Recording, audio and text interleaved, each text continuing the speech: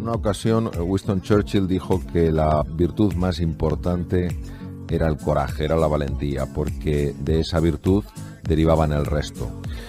Para salir de la zona de confort, para atrevernos a explorar algo nuevo, para abrazar la incertidumbre y el cambio, necesitamos una cierta dosis de valentía. Es decir, no hay que ser grande para empezar, pero sí hay que empezar para ser grande. Por eso necesitas fe en ti mismo, necesitas confianza, y por eso para mí me parece que la valentía es una virtud y una característica tan importante. Este es un podcast para todas aquellas personas que quieren pensar en grande, sentir en grande y vivir en grande. Soy el doctor Mario Alonso Puig y os invito a vivir conmigo esta aventura de descubrimiento y crecimiento personal. Solo quizás se llegue antes, pero juntos llegaremos mucho más lejos. Bienvenidos.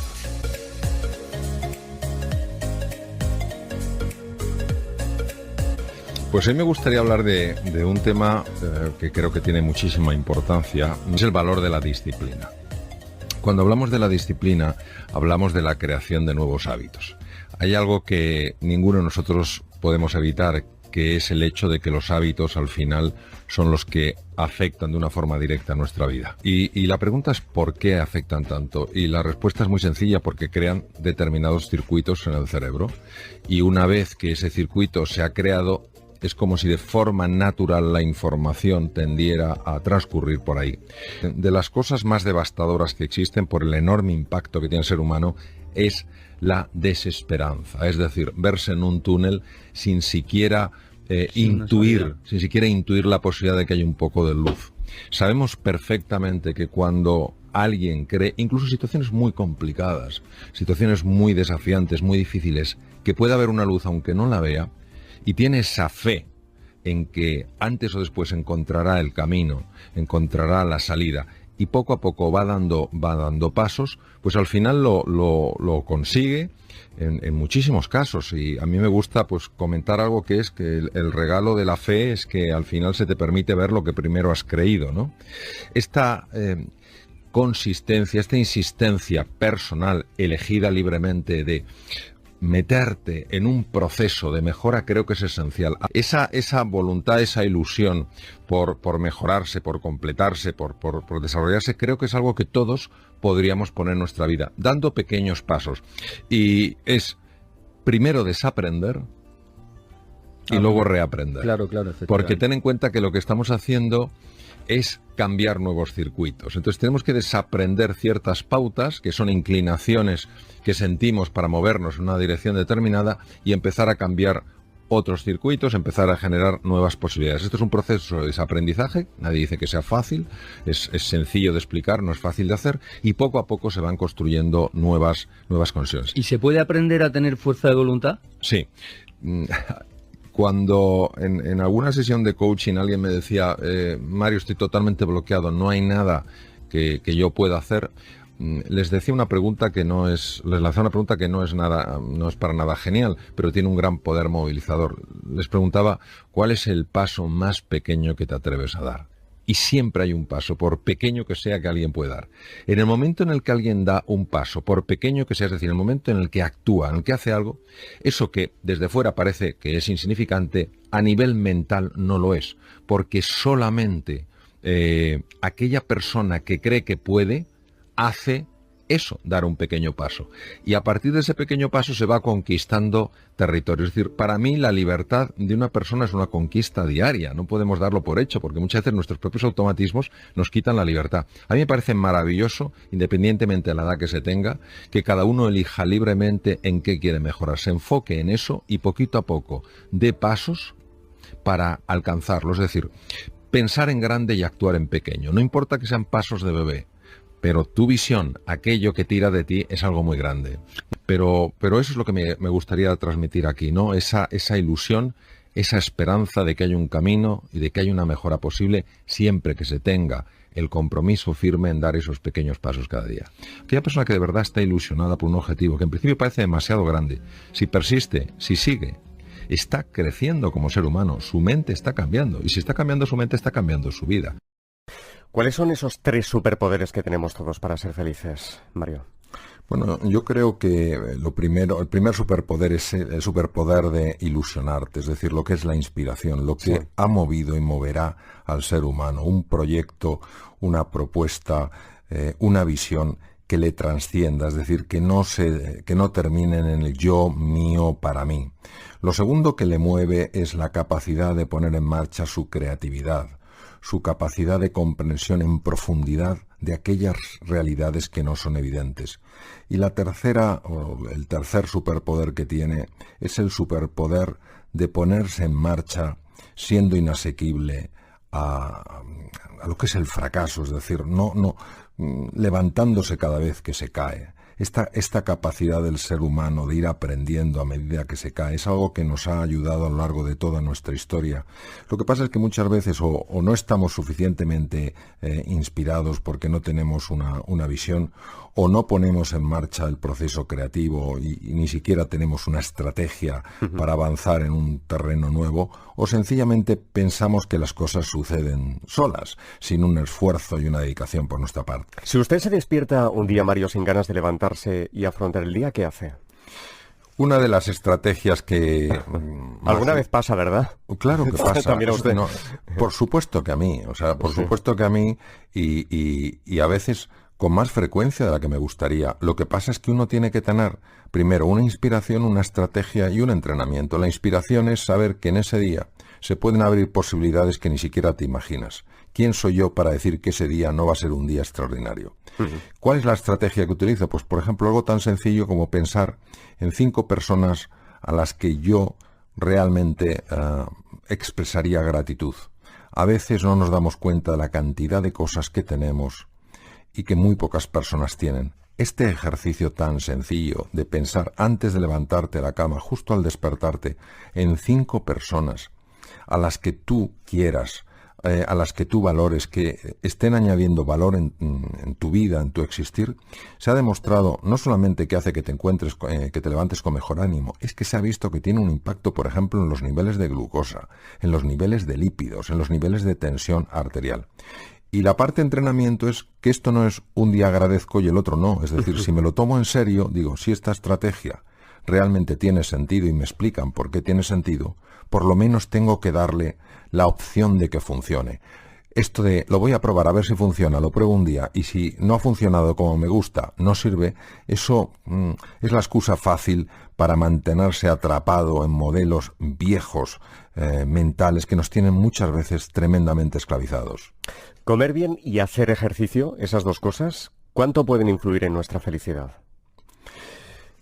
Comer bien y hacer ejercicio no sabemos hasta qué punto pueden influir en la felicidad, porque en la felicidad influyen 3 factores. Factores que tienen que ver con el cuerpo, factores que tienen que ver con la mente y factores que tienen que ver con el alma. Lo que sí sabemos, por ejemplo, es que cuando se come bien, es decir, de una forma adecuada, pensando en el cuerpo, en lo que le sienta bien al cuerpo, y cuando se hace ejercicio, hay varias cosas que sí se han demostrado desde el punto de vista científico. Primero, que toda la parte anterior del cerebro, lo que se llaman las áreas prefrontales, aumentan de grosor. Estas zonas son muy importantes porque nos permiten estar más atentos, nos permiten ser más eficientes.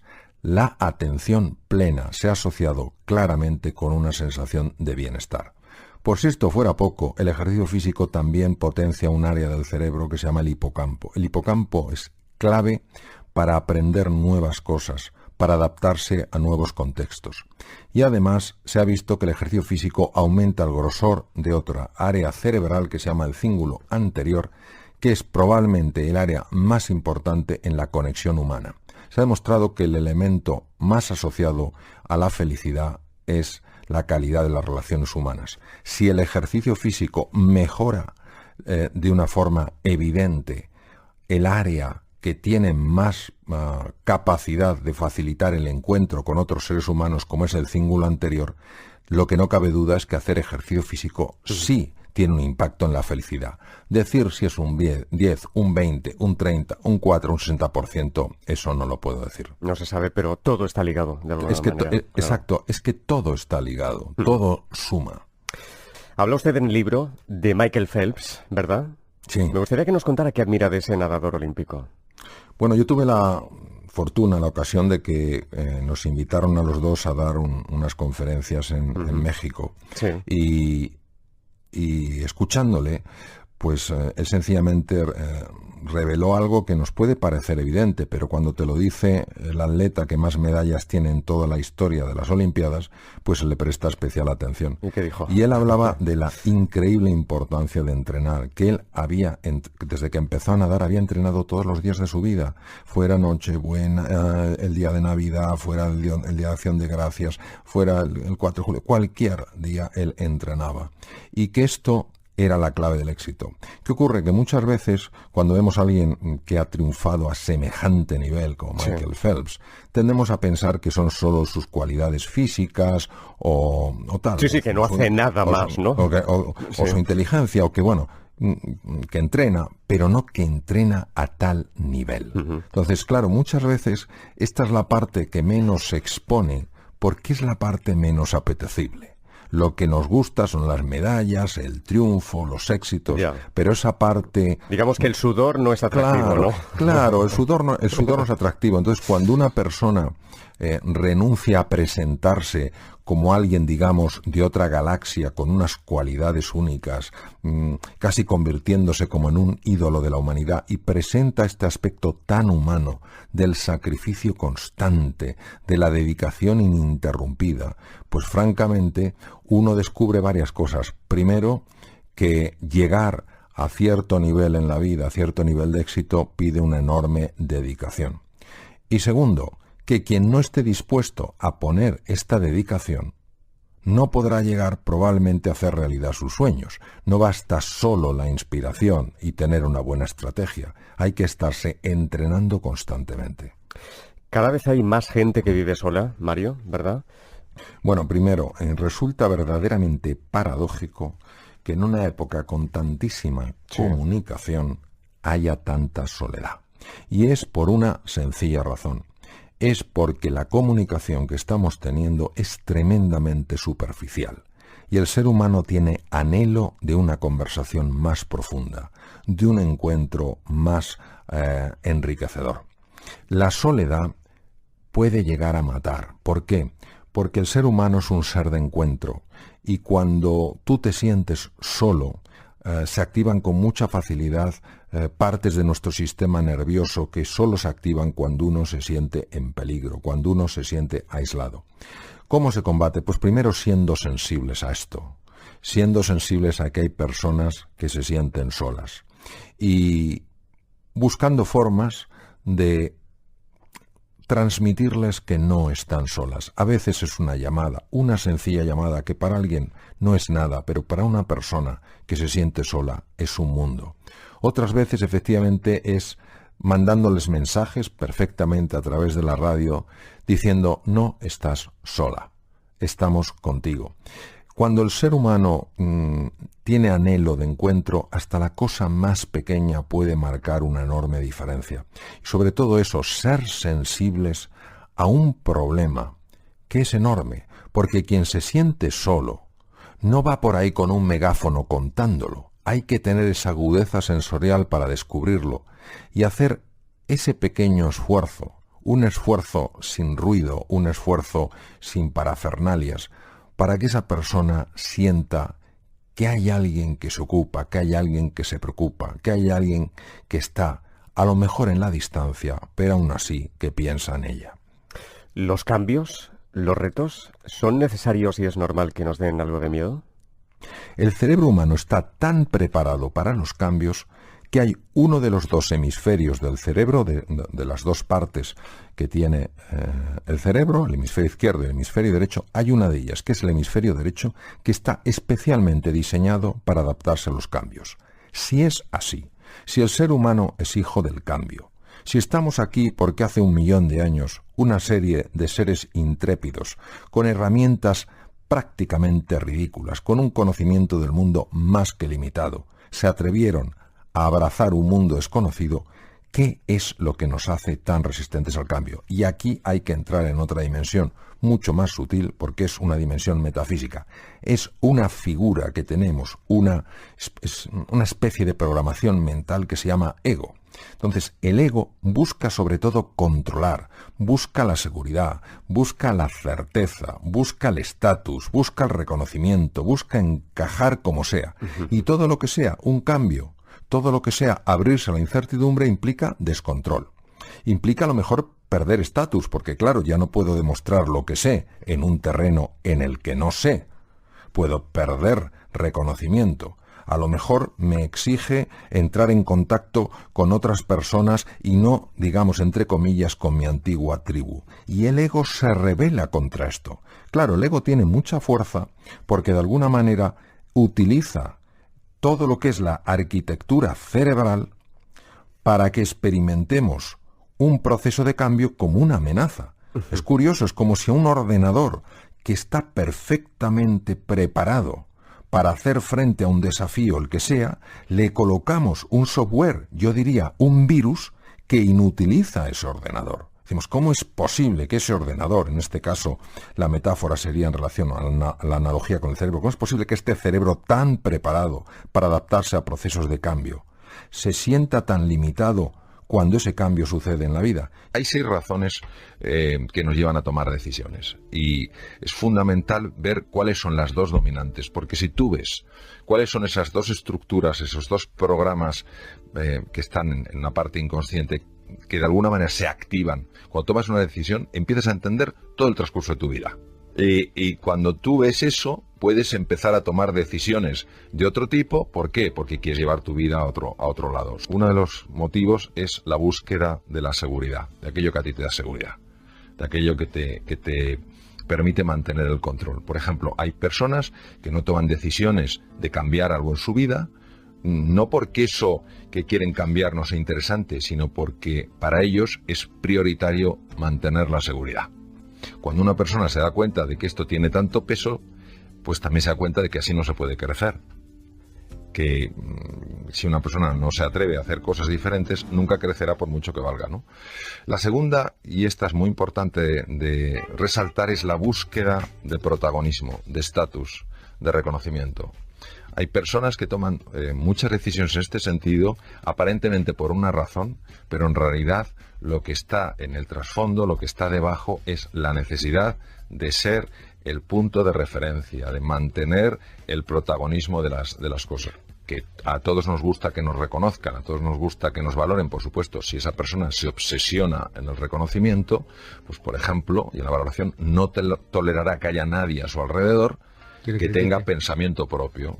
No lo tolerará. Y claro, ¿qué ocurre? Que al final esta persona se quedará sola y se planteará por qué la gente no quiere estar ahí, ¿no? Y ese es el punto de intensidad. El tercero es la pertenencia, es decir, todos queremos ser acogidos por el grupo. Yo vengo aquí, estoy tan a gusto, digo, ¿qué tal Mario? No sé qué tal cual. Claro, si yo estoy absolutamente obsesionado porque se me acoja, porque se me dé cobijo, rehuiré por completo el conflicto y llegaré a secuestrar mi propia voz. Luego hay otra necesidad en el ser humano que también la intentamos cubrir con nuestras decisiones, que es hacer frente a los desafíos, es decir, la aventura, conocer cosas diferentes. Esto está muy bien. Si una persona lo lleva al extremo, pues puede poner en riesgo su vida y puede poner en riesgo la vida de otras personas. El quinto es el crecimiento. Para nosotros es importante aprender, sentir que estamos evolucionando, sentir que de alguna manera vamos mejorando. Si lo conviertes en una obsesión, pues a lo mejor te conviertes en la típica persona que lo único que quieres es ser el que más sabes, el que más crece, y no ayudas a otras personas a crecer. Muchas veces yo he visto en empresas que las personas se quejan de que no se les ayuda a crecer, no se les da oportunidad de crecer. Y la sexta es la contribución, es decir, cuando tú te das cuenta de que tienes una misión de ayudar a los demás, de hacer algo por los otros. Si esto, que es en principio muy loable, lo llevas al extremo, puedes llegar hasta olvidarte de ti mismo. Entonces llegas a una especie de autoinmolación, que eso no es equilibrado. Hay una frase que dice, sin agallas no hay gloria. ¿Estás de acuerdo, Mario? Pues francamente yo diría que sí. Es decir, en una ocasión Winston Churchill dijo que la virtud más importante era el coraje, era la valentía, porque de esa virtud derivaban el resto. Para salir de la zona de confort, para atrevernos a explorar algo nuevo, para abrazar la incertidumbre y el cambio, necesitamos una cierta dosis de valentía. Es decir, no hay que ser grande para empezar, pero sí hay que empezar para ser grande. Y ese empezar es un acto para mí de valentía, es dar un paso hacia adelante sin tener la seguridad de que controlas todos los factores. Por eso necesitas fe en ti mismo, necesitas confianza, y por eso para mí me parece que la valentía es una virtud y una característica tan importante. ¿Cómo debemos actuar si queremos cambiar una situación, pero nos falta este coraje, estas agallas que hablas en el libro? Porque, claro, hay gente que le da miedo los cambios. Yo no clasificaría desde mi punto de vista a las personas como valientes o cobardes, sino actos de valentía, actos de cobardía. Es verdad que el entorno de alguna manera nos influye. Lo que el entorno no hace es determinarnos, porque si asumimos que el entorno nos determina, entonces no podemos a la vez simultáneamente decir que el ser humano es libre. ¿Qué ocurre? Que para que aflore este valor, para que afloren estas agallas, tenemos que alcanzar un punto que a mí me gusta llamar de insatisfacción inspiradora. Es decir, llegar un momento en nuestra vida en que digamos, yo no sigo así. Yo voy a dar un cambio en mi vida sí o sí. Claro, esto no sucede si vivimos en una zona cómoda, en una zona familiar. O a veces tampoco hay que tocar fondo para tener este gesto de valentía, este gesto de audacia, y sencillamente que algo, una lectura, una persona, un ejemplo, un programa, una película te inspire para creer más en ti y en las posibilidades de vivir una vida mucho más acorde con aquello que te hace ilusión.